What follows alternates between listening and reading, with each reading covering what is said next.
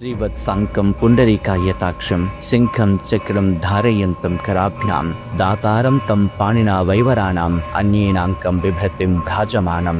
అంటే శ్రీవత్సాంకుడైన శ్రీనివాసుడు శంఖ చక్రాలతో లక్ష్మీ వక్షస్థరుడై తిరుమలలో సాక్షాత్కరించారు. కలియుగ దైవమైన శ్రీ వెంకటేశ్వర స్వామి కొలువు తీరిన తిరుమల ప్రపంచ ప్రసిద్ధిగాంచిన పవిత్ర పుణ్యక్షేత్రం. విష్ణు పర్వతానామధిపతి అనే శృతివచనం ప్రకారం దివి నుంచి భూమికి దిగివచ్చిన ఆ స్వామి ఆనంద నిలయంలో స్థిరమూర్తిగా భక్త కోటిని అనుగ్రహిస్తున్నారు. పరమ పావనమైన తిరుమల కొండను అన్నమయ్య కట్టెదుట వైకుంఠము కాణా చైనకొండ అంటూ కీర్తించారు.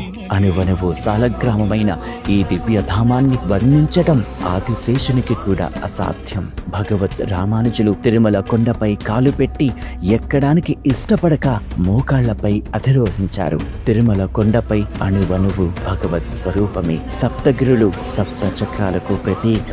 భౌగోళికంగా గమనిస్తే 7 కొండలు సర్ప సప్త పడగల ఆకారంలో గోచరిస్తాయి. ఉపాసకులకు ఇది సాధనా క్షేత్రం, యోగులకు ఇది సిద్ధి క్షేత్రం.